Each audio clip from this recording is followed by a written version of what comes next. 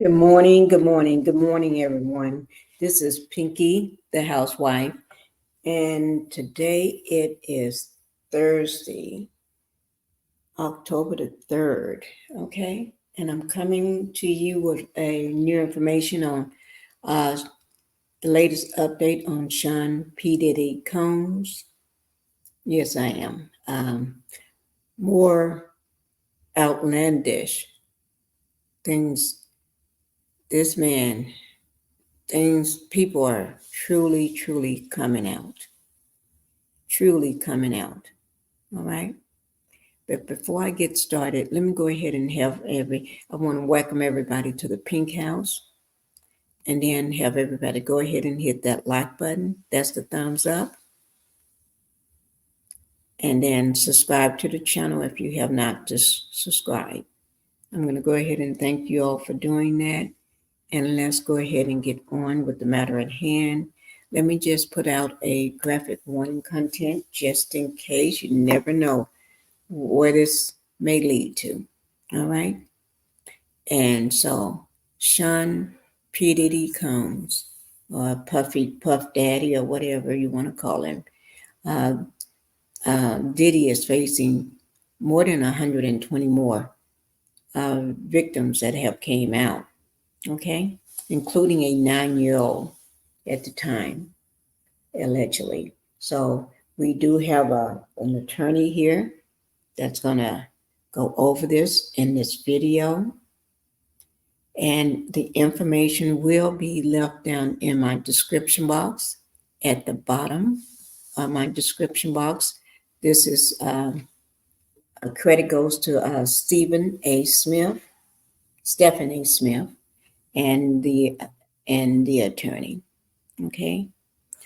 All right. I'm going to go ahead and get on with the matter at hand for you all. Yes, this is just too much sometimes. A little too much at times.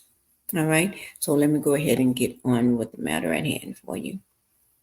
Just give me a second, and make sure you all go ahead and hit that like button, which is that thumbs up for me. All right. Because I do need it. Oh, wait, I'm showing the wrong thing. That's the wrong one. Let me just take that down. And stop sharing that and get the right one up. It's early in the morning for me. So early in the morning for me, I may do anything. I may do anything wrong. Like I said, the information will be down in my description, okay? Right below the video. And here we go, guys. Start it back over.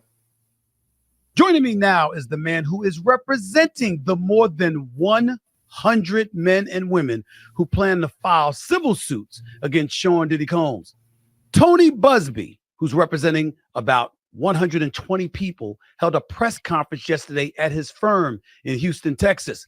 Some of the case they intend to file will center around allegations of sexual assault, rape, facilitating sex with a controlled substance, dissemination of video recordings, and sexual abuse of minors, just to name a few. Please welcome to the show, Mr. Tony Busby. Good afternoon, Tony. How are you? Good. How are you? Thank you for your time. So let's get right into it. How long have you been working on these potential suits against P. Diddy Combs? My co-counsel who sent me the cases has been working on this for about 6 months. He got me involved about 2 weeks ago, actually. And so I started talking to some of these victims and deciding whether I wanted to become involved in this case. Some of the things that I was told by these folks are very compelling, some of which I shared with the public yesterday. So for me, it's been about 2 weeks. When I announced about 10 days ago that I was going to join these cases and serve as lead counsel, the call volume went up to about 3,200 calls. And so far, as you've laid out, we have 120 clients that are prepared to file suit. Mm-hmm. What made you ultimately decide you wanted to get involved in it? You said it just came to your attention a couple of weeks ago. What was the deciding factor that made you want to get involved? talking to these folks and, reviewing the indictment, and it was very clear that the conduct that these people were talking about was very consistent with what the indictment lays out. And then you're just hearing their voices and seeing their faces, and I have to do a credibility check myself and decide if this is something that I want to be involved in. And, this is, I see this really as God's work. I think, obviously, Sean Combs is arrested, indicted, and his bail has been denied. But there's more to it than that. This is conduct that's went on for more than 25 years. These people who we represent are from more than 25 states. These are people whose ages range from as young as 9 years old up into people in their 30s. As you said, these are women and men. The scope of this is really it's unfathomable that this could go on for so long. And I said yesterday, this is the secret in the entertainment industry that really wasn't a secret.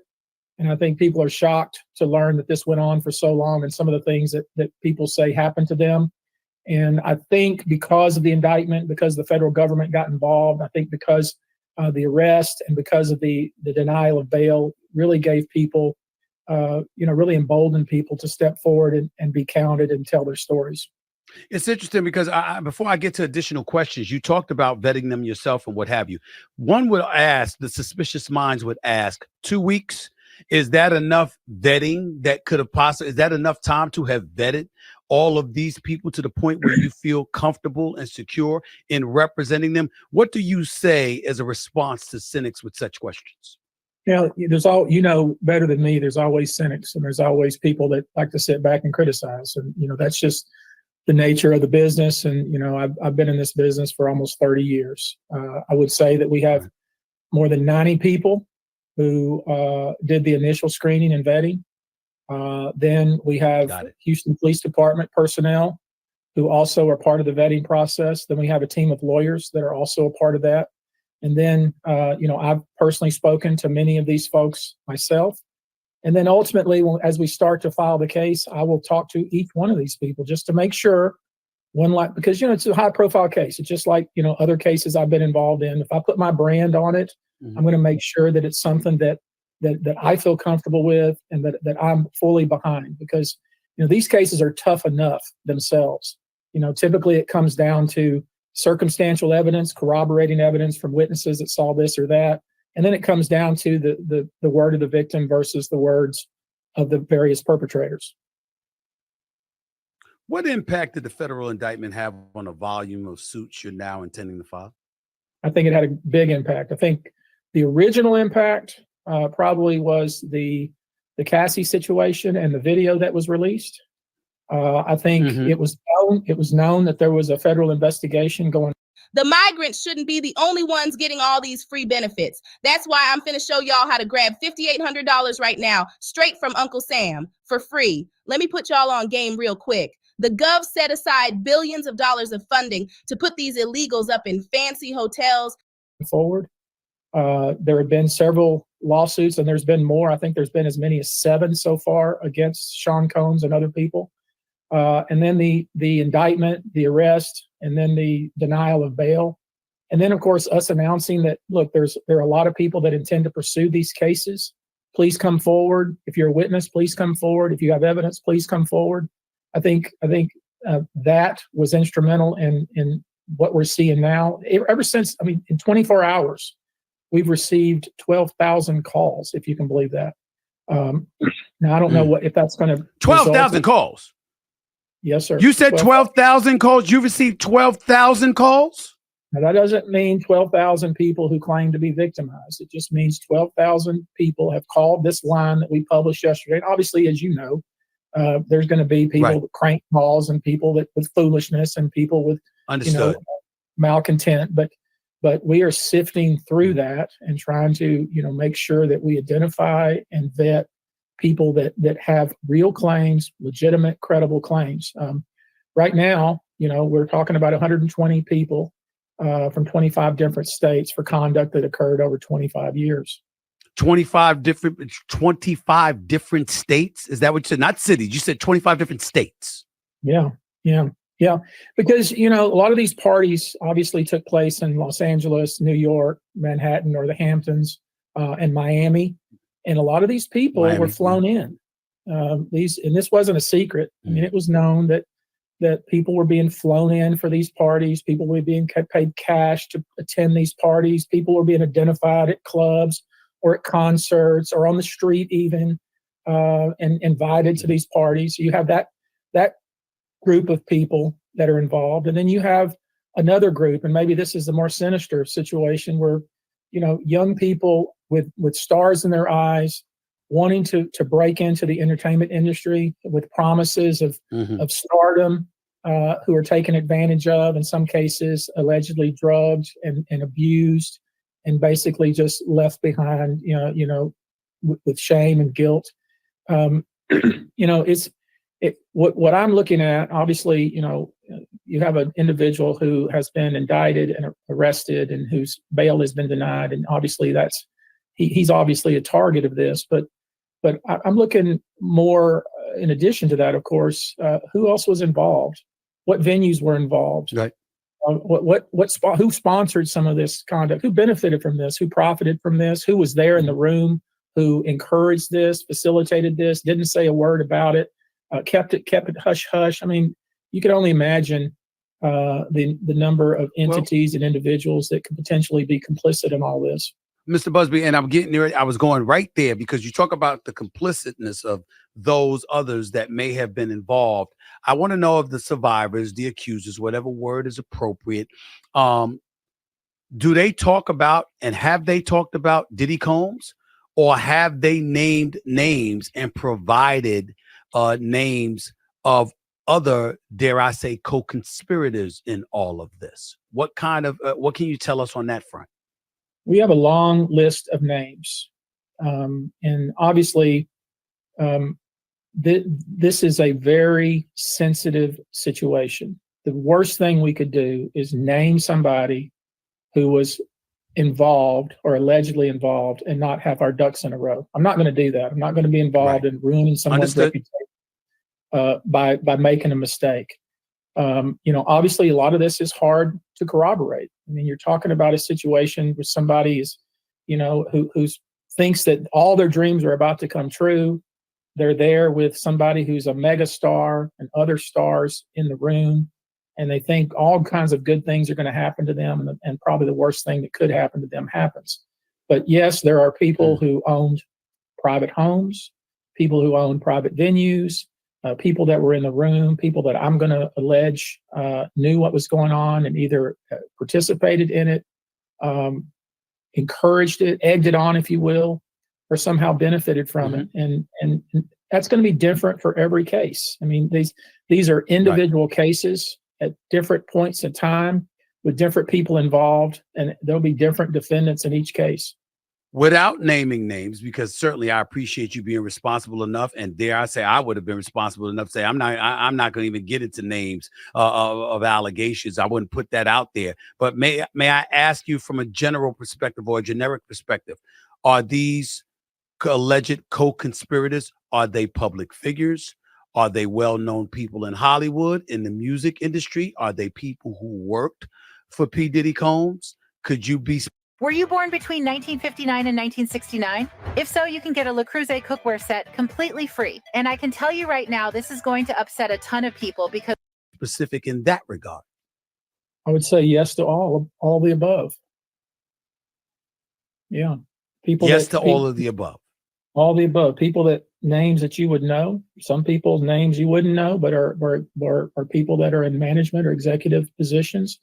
People that were benefiting from this culture that was created, people that were there knowing that this was going to happen, people that actually participated, venues that knew it was going on. I mean, just think about it, just one aspect of this. Typically when an entertainer of the stature that P. Diddy was at one point, when he rents out a hotel, he typically would rent out the entire floor, and just a revolving door of people showing up at the front desk whose names weren't being taken down, who were just escorted right up to the floor, and things are happening up there. I mean, it's hard to turn a blind eye.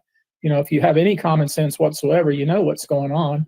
people that aren't from, for instance, New York City, that are being flown in from Los Angeles, 5, 10, 15 at a time, who are being paid in cash to attend these various events that are occurring.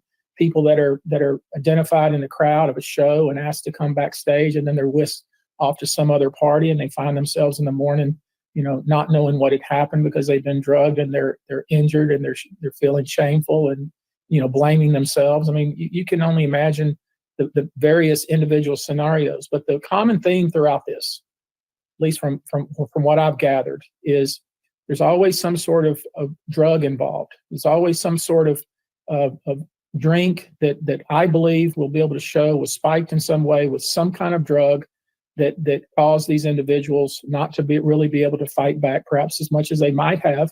And then they wake up not knowing what had happened to them, other than they know that they're injured in their private areas. And many of them went to seek medical treatment.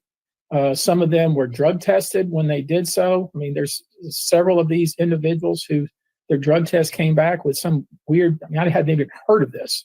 I own a farm, and I guess maybe my ranch manager knows what this is, but a horse tranquilizer, it's called Trank. I'd never heard of this. A horse tranquilizer?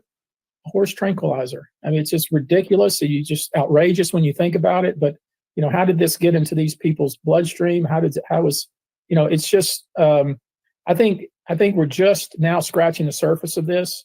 Obviously all of this, these are allegations, even the indictment, those are allegations that the government must prove.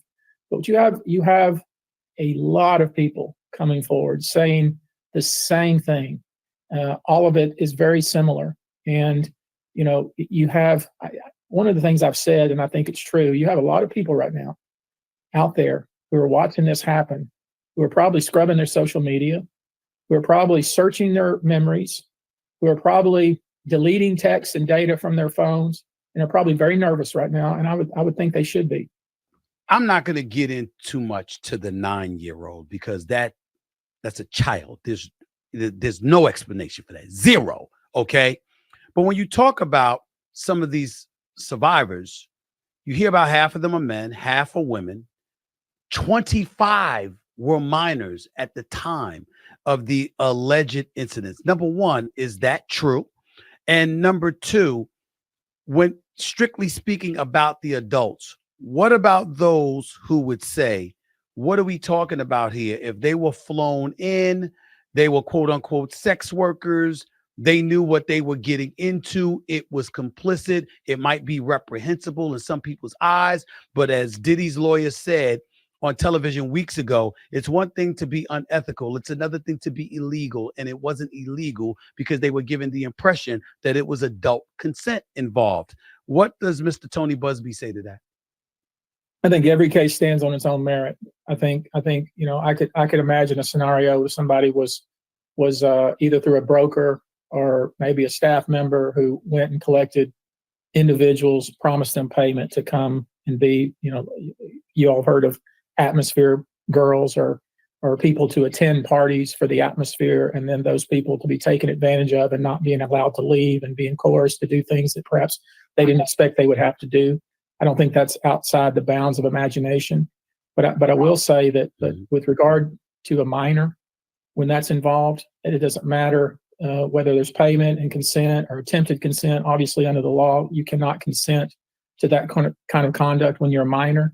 And I'm not suggesting that the 120 people here are people that were flown in. I'm just suggesting that that's what they report. Most of the people that I represent were not those people that were recruited and flown in. Most of them are people who were either trying to break into the business or who were identified, were not, part of some group that would typically be flown in anywhere. They were just people that were invited to parties because they were either on the street, in a club, at a bar, at a hotel lobby. I mean, you name it. Every scenario you can think of is probably fits the bill with these 120 some odd people. When do you expect to start filing these suits?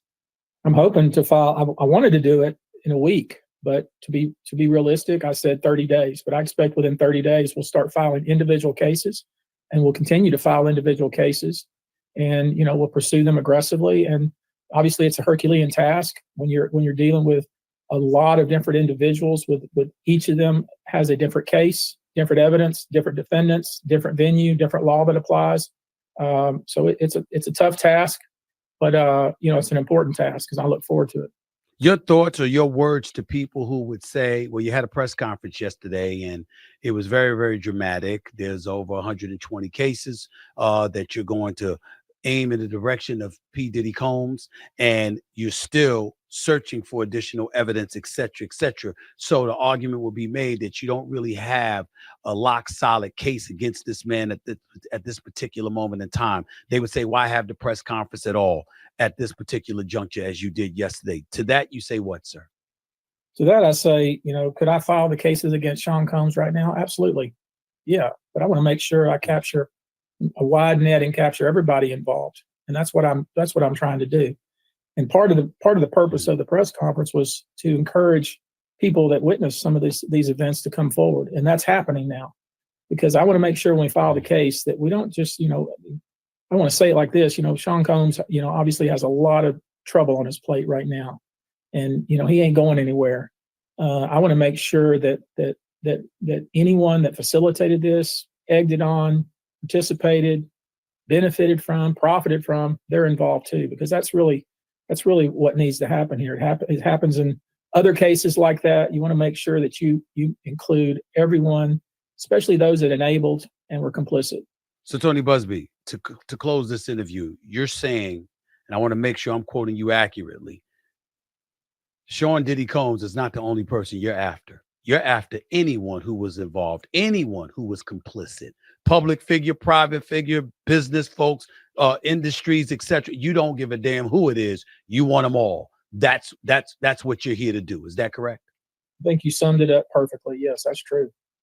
Tony Busby with the Busby Law Firm based out of Houston, Texas, right here on the Stephen A. Smith Show over the digital airways of YouTube and, of course, iHeartRadio. Tony Busby, thank you so much for your time and your expertise. Really, really appreciate it. And thank you so much. Thank you, sir. Y'all.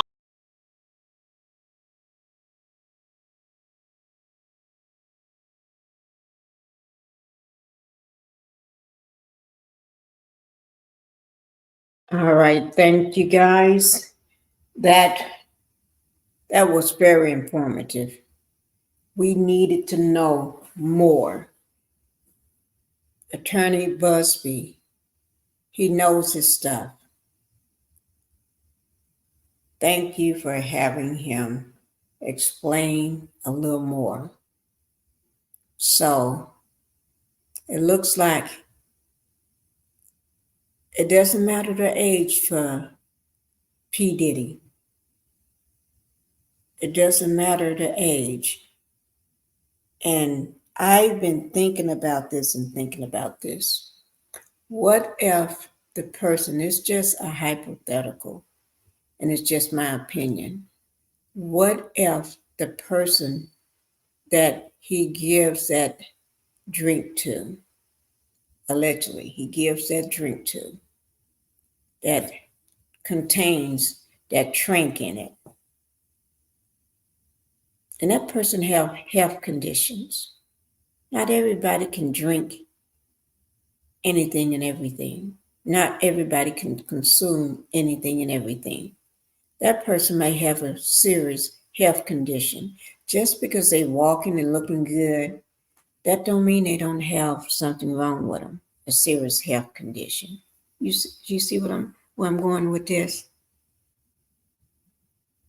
And you put that person seriously in the hospital fighting for their life, or that person becomes unalive in your presence because of what you gave them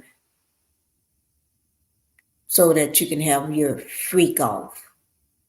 And your freak off, instead of turning to a freak off, turns to unaliving. What? I've been thinking about that. Who to say it never happened? Inquiry minds want to know. Thank you guys for being here. Like I said, the information will be down in my description box. Okay? You all have a good evening. Not good evening, good day, because it's still morning. All right? Enjoy your day. Bye-bye.